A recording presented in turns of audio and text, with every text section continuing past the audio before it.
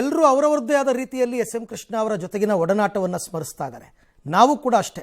Public ಟಿವಿಯಲ್ಲಿ ಅಪರೂಪದಲ್ಲಿ ಅಪರೂಪ ಎನ್ನಬಹುದಾದ ಒಂದು ಕಾರ್ಯಕ್ರಮ. ಆ ಕಾರ್ಯಕ್ರಮದಲ್ಲಿ ಮುಖಾಮುಖಿಯಾಗಿದ್ದು ಎಸ್ ಎಂ ಕೃಷ್ಣ ಮತ್ತು H D Deve Gowda. H R Ranganath ಅವರು ವಾಹಿನಿಯ ಮುಖ್ಯಸ್ಥರು ನಡೆಸಿಕೊಟ್ಟ ಸಾರ್ಥಕ ಸಂಭ್ರಮ ಕಾರ್ಯಕ್ರಮದಲ್ಲಿ ಮನಬಿಚ್ಚಿ ಮಾತನಾಡಿದ್ರು ಎಸ್ ಎಂ ಕೃಷ್ಣ ಮತ್ತು ದೇವೇಗೌಡರು ಮುಖಾಮುಖಿಯಾಗಿ. ಆ ಕಾರ್ಯಕ್ರಮ ಸಾರ್ಥಕ ಸಂಭ್ರಮದ ಕಾರ್ಯಕ್ರಮ. ಹಲವಾರು ವಿಚಾರಗಳು ಒಂದೆರಡಲ್ಲ. ಅವರ ರಾಜಕೀಯ ಜರ್ನಿ, ಇಬ್ಬರು ರಾಜಕೀಯ ದಿಗ್ಗಜರು.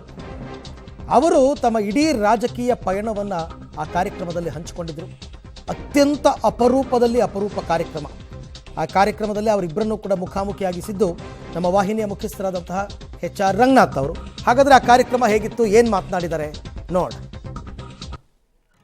ಸರಿ, ನಮಗೆ ಕೆಲವು ಸರಿ ಆಶ್ಚರ್ಯಗಳು ಅನ್ನಿಸ್ಬಿಡುತ್ತೆ. ತುಂಬ ಜನ ಅಂದ್ಕೊಂಡಿರ್ತಾರೆ, ಸಾರ್ವಜನಿಕದಲ್ಲಿ ವಲಯದಲ್ಲಿ ಅಂದ್ಕೊಂಡ್ಬಿಟ್ಟಿರ್ತಾರೆ, ಅವರಿಬ್ಬರ ಚಾನ್ಸೇ ಇಲ್ಲ ಸೇರಕ್ಕೆ, ಇವರಿಬ್ಬರ ಅವು ಮಾತಾಡೋಕ್ಕೆ ಸಾಧ್ಯ ಇಲ್ಲ, ಅದು ಬೆಂಕಿ ಮತ್ತು ಹುಲ್ಲು ಅಷ್ಟೇ, ಹಿಂಗಿಟ್ರು ಹತ್ಕೊಂಡೇ ಬಿಡುತ್ತೆ ಅಷ್ಟೇ ಅದು ಅಂತ ಹಿಂಗೆ ಅಂದ್ಕೊಂಡಿರ್ತಾರೆ. ಒಮ್ಮೆ ಕೃಷ್ಣ ಅವರು ಅಸೆಂಬ್ಲಿನಲ್ಲಿ ಹೇಳಿದ್ದಿದ್ದು, ಆ ಕಡೆ ಕೂತಿರೋರು ಈ ಕಡೆ ಕೂತಿರೋರು ನಾವಿಬ್ಬರು ವೈರಿಗಳಲ್ಲ, we are just the competitors in an over all life ಅಂತ, ವಿ ಆರ್ ನಾಟ್ ಎನಿಮೀಸ್ ಅಂತ. ಈ ರೀತಿ ಒಂದು ರೀತಿ ಆ ವಿಶಾಲತೆ ಬರ್ತಾ ಹೋಗಬೇಕು. That is the beauty. But fighting ಇರಲೇಬೇಕು ಪಾಲಿಟಿಕ್ಸ್. ನಿಮಗೂ ಹೊಸ ರೀತಿಯ ಛಲಗಳು ಇತ್ತೀಚೆಗೆ ಕಾಣಿಸ್ಕೋತೀವಿಯಲ್ಲ, ಯಾಕೆ?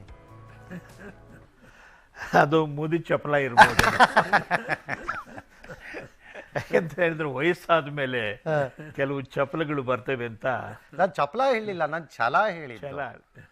ಅದೇ ನಾನು ಹೇಳಿದೆ ಚಪಲ, ನೀವು ಛಲ ಅಂತ ಹೇಳಿದ್ರಿ.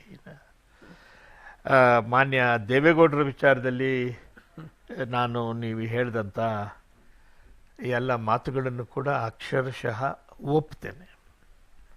ಹೋರಾಟದಿಂದಲೇ ಉದ್ಭವ ಆದಂಥ ಒಬ್ಬ ಜನನಾಯಕ.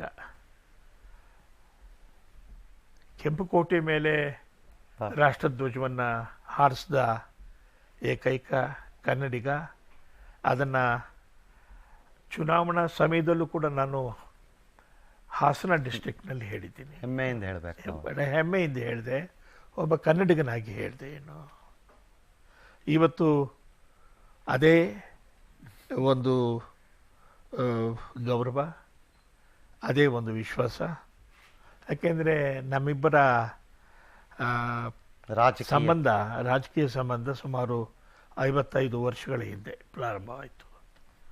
ಅವರು 62ನೇ ಇಸ್ವಿನಲ್ಲಿ ಹೊಳೆನರಸೀಪುರದಿಂದ ಇಂಡಿಪೆಂಡೆಂಟ್ ಆಗಿ ರೆಬೆಲ್ ಕಾಂಗ್ರೆಸ್ ಇಂಡಿಪೆಂಡೆಂಟ್ ಅಂತ.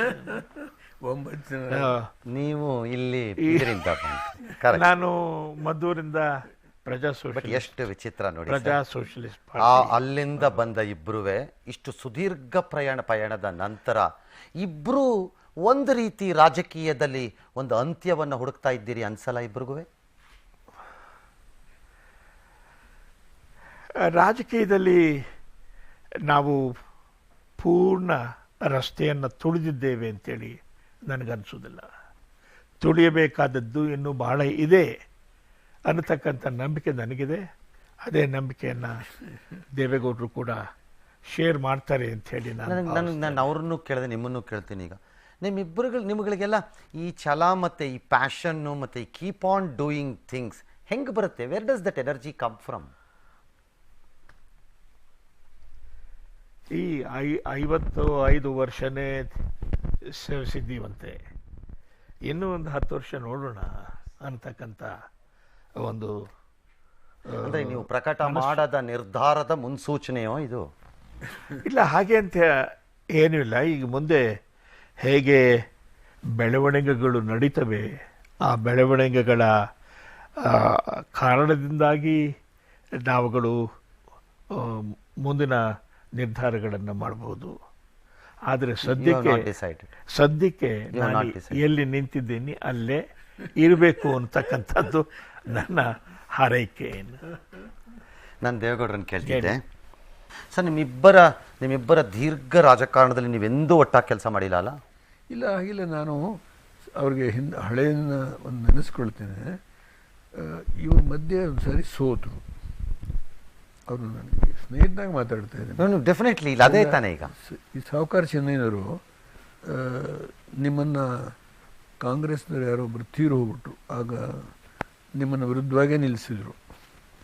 ನಾವೆಲ್ಲ ಸುದರ್ಶನ ಗೆಸ್ಟ್ ಹೌಸ್ನ ಇದರೊಳಗೆ ಶೆಡ್ ಒಳಗೆ ಕೂತ್ಕೊಂಡು ತೀರ್ಮಾನ ಆಯಿತು. ನಾವು 9 ಜನ ರೆಬೆಲ್ ಕಾಂಗ್ರೆಸ್, ಇನ್ಕ್ಲೂಡಿಂಗ್ ನಮ್ಮ ಕನಕನಹಳ್ಳಿ ಕರಿಯಪ್ಪನವರು, ಟಿ ಎನ್ ಮಾಧವಗೌಡರು, ಬೊಮ್ಮೇಗೌಡರು, ಜಿ ರಾಮೇಗೌಡರು, ನನಗೆ ಜ್ಞಾಪಕ ಇದೆ. ನಾವೆಲ್ಲರೂ ಕೆಲಸ ಮಾಡಬೇಕು ಅಂತ ಹೇಳಿದರು ಸಾಹುಕಾರ ಚಂದ್ರರು. ಆಗ ನಾನು ಕೃಷ್ಣ ಅವರಷ್ಟು ಎತ್ತರಿಕೆ, ಅವರಲ್ಲಿ ಅವ್ರದ್ದೇ ಆದಂಥ ಭಾಷೆಯ ಪ್ರಭುತ್ವ ಇದೆ, ಅದ್ರ ಬಗ್ಗೆ ನಾನು ಚರ್ಚೆ ಮಾಡೋಕ್ಕೆ ಹೋಗೋದಿಲ್ಲ. ನಾವೆಲ್ಲ ಹಿಂದ್ಗಡೆ ಇದ್ವಿ. ನಾನು ಕಾವೇರಿ ರೆಸಲ್ಯೂಷನ್ ಎಲ್ಲ ಮೂವ್ ಮಾಡೋದು ಸ್ವಲ್ಪ ಮಟ್ಟಿಗೆ 1964 ಅಂತ ಕಾಣುತ್ತೆ. ನಾವೆಲ್ಲ ಹಿಂದ್ಗಡೆ ಕೆಲಸ ಮಾಡಿದ್ವಿ ಅವರ ಹೋರಾಟಕ್ಕೆ. ಆ ಟೈಮ್ನಲ್ಲಿ ಅವರು ಅಂದಿನ ಕಾಂಗ್ರೆಸ್ಗೆ ವಿರುದ್ಧವಾಗಿ ನಿಂತರು.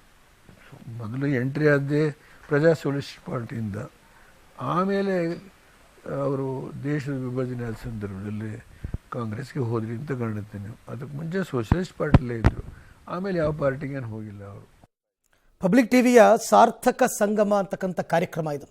ಈ ಕಾರ್ಯಕ್ರಮದಲ್ಲಿ SM ಕೃಷ್ಣ ಮತ್ತು ದೇವೇಗೌಡರು, ರಾಜಕೀಯ ತುಂಬ ಚೆನ್ನಾಗಿ ಗೊತ್ತಿರೋರಿಗೆ ಇವರಿಬ್ಬರು ಮುಖಾಮುಖಿ ಆಗ್ತಾರಾ, ಇವರಿಬ್ಬರು ಮಾತನಾಡ್ತಾರಾ ಅಂತ ಇತ್ತು ಪರಿಸ್ಥಿತಿ.